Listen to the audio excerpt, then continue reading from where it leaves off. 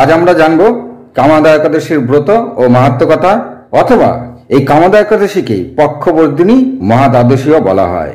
কামাদা একাদশী বা পক্ষবর্ধিনী মহাদ্বাদশী পড়েছে 9 এপ্রিল বুধবার।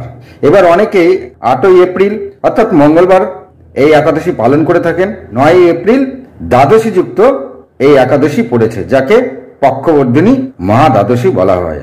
যারা 9 তারিখে করবেন তারা বৃহস্পতিবার সকাল 9:35 মধ্যে পালনটি সেরে নেবেন। নমস্কার শ্রোতাভক্তরা, আজ আমরা জানবো কামাদা একাদশীর ব্রত ও মাহাত্ম্য কথা। তো শ্রোতাভক্তরা খুব মন দিয়ে শুনবেন।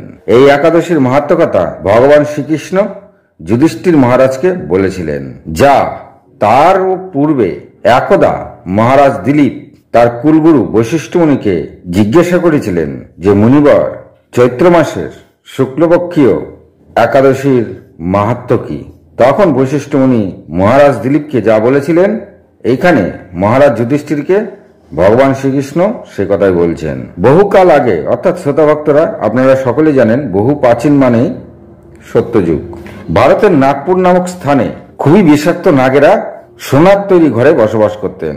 সেই সমস্ত নাগেরা প্রচুর অলৌকিক ক্ষমতার অধিকারী ছিলেন, আর সমস্ত নাগেদের রাজা ছিলেন রাজা পুণ্ডরিক। এই পুণ্ডরিক রাজা এতটাই প্রভাবশালী ও ঐশ্বর্যশালী ছিলেন যে তাকে বিভিন্ন নাগ, গন্ধর্ব, কিন্নর, অপ্সরারা সেবা করতেন। এই সমস্ত সেবকদের মধ্যে 2 জন গন্ধর্ব উল্লেখযোগ্য ছিল।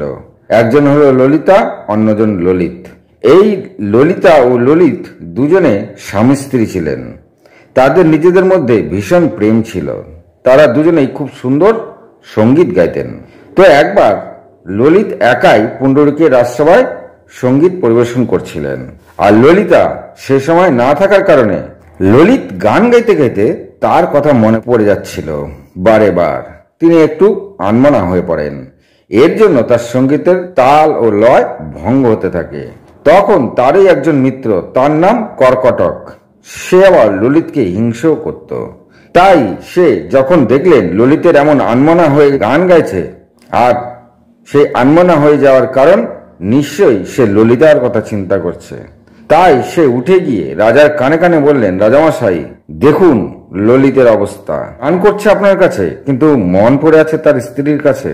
তার কথা শুনে পুণ্ডরিক ভীষণ রেগে গেলেন, আর তিনি তখনই ললিতকে ডেকে তাকে অভিশাপ দিয়ে দিলেন। ললিত, তুমি যে অপরাধ করেছো, এখানে করছো আর মন রেখেছো স্ত্রীর কাছে, এর জন্য তুমি এখনই রাক্ষস হয়ে যাও। তখন ললিত অভিশপ্ত হয়ে ভীষণ দুঃখী হলেন, আর তিনি ধীরে ধীরে রাক্ষসে পরিণত হলেন। তার চেহারা ভয়ঙ্কর রূপ নিল। তিনি সেখান থেকে বেরিয়ে আর গিয়ে ফিরলেন না। কোথায় যাবেন ভেবে না পেয়ে তিনি বনে বনে বিচরণ করতে লাগলেন। আর বিচরণ করতে করতে তিনি ক্ষুধার্ত হয়ে পড়লেন। কি করবেন বুঝতে পারলেন না। আর রাক্ষসদের সর্বতই প্রিয় খাবার হলো মাংস। তাই তিনি খিদের জ্বালায় মানুষকে ধরেই খেতে লাগলেন। কিন্তু ললিতা তার স্ত্রী কিন্তু তাকে ত্যাগ করলেন না। তিনি নানা স্থানে যেতে থাকলেন যেন তার স্বামীকে পুনরায় ঠিক করে দেওয়া যায়, আগের মতো করে দেওয়া যায়। তারই চেষ্টায় তার দিন ব্যতীত হতে থাকলো। এইভাবে একদিন তিনি নানা জায়গায় ঘুরতে ঘুরতে একদিন বিন্ধ্য পর্বতে এসে উপস্থিত হলেন। সেখানে তখন ঋষি সিংহী নামে এক মহামুনি বসবাস করতেন। তার কাছে ললিতা কাঁদতে কাঁদতে তার সমস্ত কথা তাকে জানালেন, আর বললেন কি করে আমার স্বামীকে অভিশাপ থেকে মুক্ত করতে পারবো। তখন ঋষি সিংহী মুনি বললেন, দেখো সামনেই চৈত্র মাসের শুক্লপক্ষ কামাদা একাদশী। তুমি যদি নিয়ম নিষ্ঠা ভরে এই একাদশী পালন করার পর যে সমস্ত পুণ্য আছে তা তুমি তোমার স্বামীর উদ্দেশ্যে অর্পণ করো, তাহলেই তোমার স্বামী এই রাক্ষস রূপ থেকে মুক্ত হয়ে যাবে। তখন মুনির কথা অনুসারে ললিতা খুব নিষ্ঠার সাথে সেই একাদশী পালন করলেন, আর সর্বশেষে ভগবানের কাছে হাত জোর করে নিবেদন করলেন যে আমি যে একাদশী পালন করলাম তার সমস্ত ফল আমার স্বামীর উদ্দেশ্যে অর্পণ করলাম। আমার কামনা এটাই, আমার স্বামীকে রাক্ষস শরীর থেকে মুক্তি দিন। আর তখন ললিতার একাদশীর ফলস্বরূপ ললিত তার রাক্ষস শরীর থেকে মুক্ত হয়ে যায়। তিনি এক দিব্য শরীর প্রাপ্ত করলেন। আর তারপর ললিত বন থেকে বেরিয়ে এসে তার স্ত্রী ললিতার সঙ্গে মিলিত হলেন। এরপর ললিতা ও তার স্বামী ললিতকে নিয়ে এক দিব্য বিমান করে গন্ধর্বলোকে গমন করলেন। তো শ্রোতা ভক্তরা বুঝতে পারলেন, তাই যেসব স্ত্রীরা আছেন তারা দেখুন আপনার স্বামীর কি কি কষ্ট ভোগ করছে। এই একাদশী নিষ্ঠার সঙ্গে পালন করে আপনি তার পূর্ণ ফল স্বামীকে প্রদান করুন, তবে আপনার স্বামী সেই কষ্ট থেকে মুক্ত হয়ে যাবেন।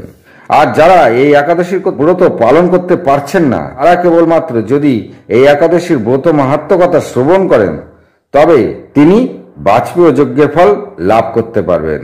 তো শ্রোতা ভক্তরা, এটাই হলো কামদা একাদশীর ব্রত কথা। আজ এই পর্যন্তই। ভালো লাগলে লাইক, কমেন্ট, শেয়ার করুন। ভালো থাকুন, সুস্থ থাকুন। নমস্কার।